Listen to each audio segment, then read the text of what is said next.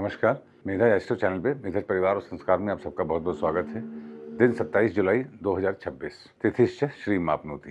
तिथि है त्रयोदशी तिथि। त्रयोदशी तिथि जया तिथि है जो कि मंगल के अनुसार फल देती है और मंगल वर्तमान में मृगशिरा नक्षत्र में वृषभ राशि में है। त्रयोदशी तिथि में जन्मे लोग, मैंने पहले ही बताया था, ऐसे लोग बहुत पराक्रमी होते हैं और कुछ विशेष कार्य करने के लिए इनका जन्म होता है। बस इनके फीमेल्स में मैरिज लेट होती है और संतानोत्पत्ति भी लेट होती है। फीमेल्स को अपनी हेल्थ, गायनिक इश्यूज़ का ध्यान रखते रहना चाहिए। ऐसी तिथि में जन्मे लोगों को के अंदर एक्चुअली एग्रेशन और करेज बहुत होता है। जहाँ पे कुंडली में सूर्य होते हैं उसके अनुसार ये फल देती है। कॉज प्लैनेट है quality by Mars and effect planet by सूर्य, दोनों ही अग्नि प्रधान हैं, तो अग्नि तत्व इसमें बहुत प्रभावी होता है। विशेष कोई योग आज के दिन नहीं बनाती ये तिथि, परंतु त्रयोदशी तिथि का हमेशा लाभ लेना चाहिए ऐसे कार्य करने के लिए जो फ्यूचरिस्टिक कार्य हों। त्रयोदशी तिथि पे सिंह और वृषभ राशि दग्ध होती है। सिंह राशि में केतु हैं। केतु भी अग्नि तत्व ही माने जाते हैं। हालांकि उदासीन प्लैनेट हैं, उनका सिर नहीं होता, मगर केतु को अग्नि तत्व ही माना जाता है। तो सिंह राशि में हैं और आज के दिन दग्ध राशि में हैं। चूंकि वक्री होते हैं इसलिए विशेष रूप से कृपा कर रहे हैं। देखिए, केतु हैं हेडलेसनेस, सिर नहीं होता और छोटी छोटी बातें। तो आज के दिन समर्पण के दिन है, समर्पण रखिए, त्रयोदशी तिथि अच्छा फल देगी। वाराधीश्वरधनम, वार है सोमवार। सोमवार के दिन पूर्वाषाढ़ा, उत्तराषाढ़ा, अभिजीत में कोई प्लैनेट हो तो अच्छा योग नहीं होता, और श्रवण, रोहिणी, मृगशिरा, पुष्य और अनुराधा में कोई प्लैनेट हो तो ये सर्वार सिद्धि ऐसा फल देता है। मृगशिरा में मंगल है, पुष्य में गुरुदेव हैं, तो गुरु और मंगल आज के दिन सर्वार सिद्धि का फल दे रहे हैं। त्रयोदशी तिथि का स्वभाव मंगल जैसा है और ये मंगल मृगशिरा में सर्वार सिद्धि फल दे रहे हैं। अर्थात आज के दिन किए हुए कार्य आपके निश्चित रूप से आपको विजय दिलाएंगे और दीर्घ काल तक उसका लाभ दिलाएंगे। सर्वार सिद्धि योग मतलब ऑल काइंड्स ऑफ अकम्प्लिशमेंट्स। नक्षत्रार्थ हरते पापम, नक्षत्र है मूल और फिर पूर्वाषाढ़ा। मूल foundation above is, foundation below. Purvashadha is preparation of Wars. Purvashadha is, देखिए, दो प्रकार के जल होते हैं, एक पूर्वाषाढ़ा, एक सदभिषा। सदभिषा वाला समुद्र का पानी है, पूर्वाषाढ़ा वाला कंटेनर का पानी है। कंटेनर के पानी में क्या विशेषता होती है? अगर उसको नियम से साफ ना किया जाए तो उसमें वायरस आ जाता है, गंदगी आ जाती है, काई जम जाती है। तो मूल नक्षत्र सुबह 10 बजे तक है, फिर पूर्वाषाढ़ा है, तो पूर्वाषाढ़ा का प्रभाव ज़्यादा है। जब पूर्वाषाढ़ा में चंद्रमा होते हैं तो हस्त, आर्द्रा और उत्तरा भाद्रपद भी जागृत हो जाता है। तो पूर्वाषाढ़ा के दिन हमको ये विशेष ध्यान रखना चाहिए कि मूल नक्षत्र में जो भी डिस्ट्रक्शन, कंस्ट्रक्शन हुआ, हम उसके ऊपर फिर से कार्रवाई करते हुए रीवर्क करें और एक उसमें फाइननेस लाएं। पूर्वाषाढ़ा के दिन आप अपनी पर्सनालिटी में भी, अपने धर्म में, अपने भाग्य में कुछ ना कुछ क्रिएटिविटी जरूर करिए, रिवाइज जरूर कीजिए। डिसेंट रहने का है। पूर्वाषाढ़ा में जन्मे लोग बहुत ही पॉलिश्ड और डिसेंट दिखते हैं। अगर आपको कहीं पार्टी में बहुत ही वेल प्रेजेंटेबल लोग दिखें तो समझिए वो पूर्वाषाढ़ा के लोग हैं। योगात रोग निवारणम योग है वैधृति योग। वैधृति योग रेवती नक्षत्र में होता है। रेवती नक्षत्र में शनिदेव हैं। शनिदेव वक्री हैं। अब वक्री शनिदेव वरदान होते हैं। अगर आपकी जन्मस्थ कुंडली में वक्री ग्रह है और वो भी शनिदेव वक्री हैं तो निश्चित रूप से मान के चलिए कि ऐसा जातक जीवन में अत्यधिक सफल हो जाता है 36 साल की उम्र के बाद। वक्री प्लैनेट आपको मास्टरी प्रदान करते हैं क्योंकि किसी भी कार्य को वो बार बार करवाते हैं।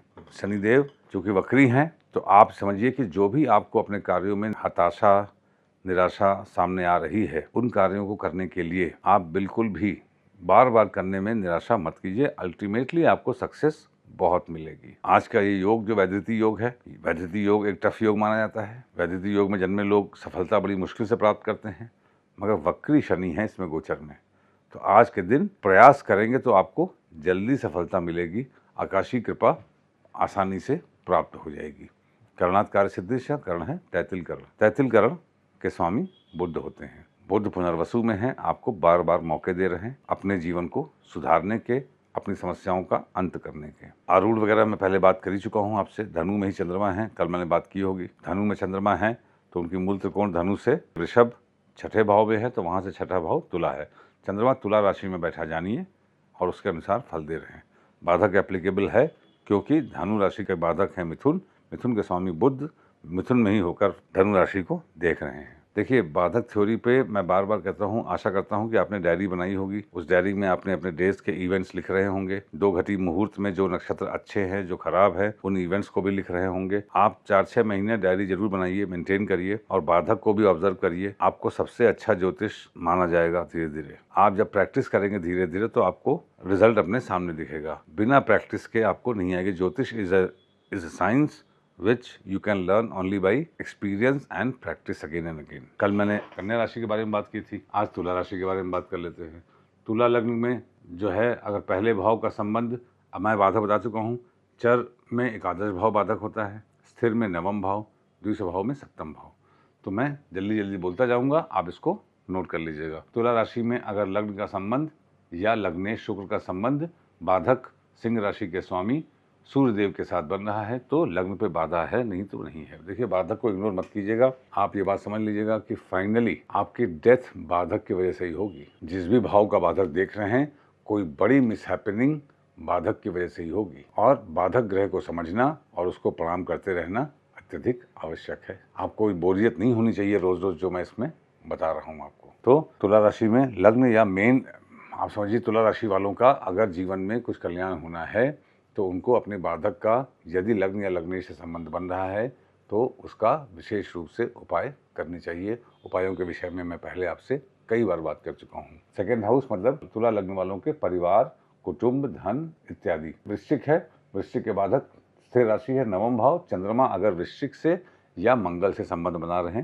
तो बाधा है। तीसरा भाव भाई बहन, यात्रा इत्यादि, क्रिएटिविटी। धनु राशि, धनु के बाधक है मिथुन, तो मिथुन के स्वामी बुध से अगर संबंध धनु का या बुध का बन रहा है तो बाधा है। मकर है, चौथा भाव, परिवार, ज्ञान, हायर एजुकेशन, मदर।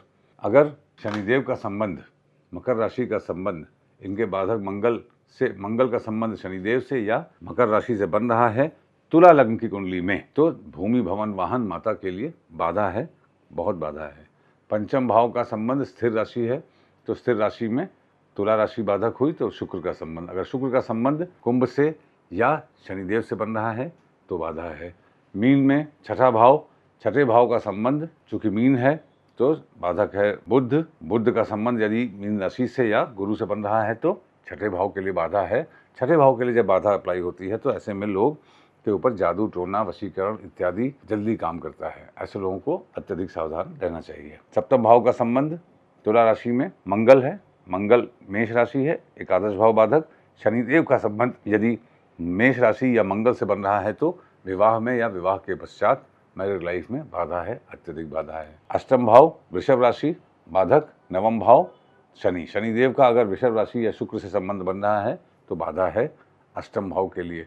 आपके बीमारियों में, आपके ससुराल में, आपके गुप्तांगों में समस्याओं का दौर चलता रहेगा, उसका आपको ध्यान रखना पड़ेगा। नवम भाव पिता का भाव, मिथुन राशि, मिथुन राशि के बाधक धनु, धनु के स्वामी गुरु, गुरुदेव का अगर मिथुन राशि या बुध से संबंध बन रहा है तो पिता के लिए बाधक है, धर्म और भाग्य में बाधा है। दसम भाव कर्क राशि, बाधा वृषभ, वृषभ राशि के स्वामी शुक्र का संबंध यदि कर्क से या कर्क के स्वामी चंद्रमा से बन रहा है तो आपके कर्म के लिए, प्रेस्टीज, प्राइड के लिए बाधा है, अन्यथा नहीं है। इस तरीके से बाकी दो भाव भी आप और जोड़ लेंगे।